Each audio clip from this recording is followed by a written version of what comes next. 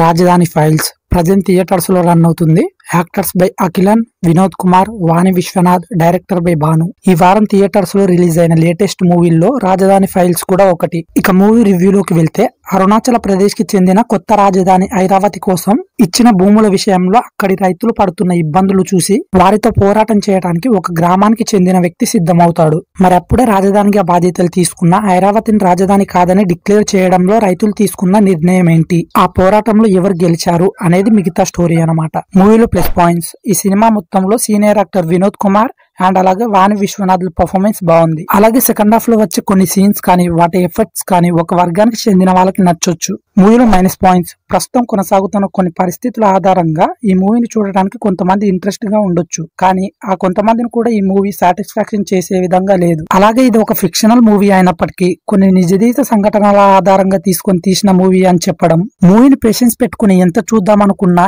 Engaging గా అస్సలు అనిపించదు. మూవీలో ఎమోషన్ బాగా మిస్ అయింది. అలాగే మెయిన్లీ క్యారెక్టర్స్ విషయంలో కూడా జాగ్రత్తలు తీసుకోవాల్సింది. ఒక్కరిలో కూడా సీరియస్నెస్ కానీ ఎఫర్ట్స్ కానీ ఎక్కడ కనిపించలేదు. ఇక టెక్నికల్ విషయానికి వస్తే ప్రొడక్షన్ వాల్యూస్ మూవీకి తగ్గట్టు అస్సలు లేదు. సినిమాటోగ్రఫీ వరస్ట్ గా ఉంది, బ్యాడ్ డిస్ప్లే స్క్రీనింగ్. ఇక సాంగ్స్ అండ్ బ్యాక్గ్రౌండ్ విషయానికి వస్తే పొలిటికల్ మూవీ కాబట్టి ఒక్క సాంగ్ విన్నా అస్సలు అర్థం కాలేదు. మూవీలో కంటెంట్ సరిగా ఉన్నా దాన్ని డిస్ప్లే చేసే విధానం బాగోలేదు. ఆడియన్స్ ఎక్కడ చూస్తారు చెప్పండి. ఇది గైస్ రాజధాని ఫైల్స్ మూవీ రివ్యూ కనుక మీకు హెల్ప్ఫుల్ అయితే ప్లీజ్ లైక్ చేయండి.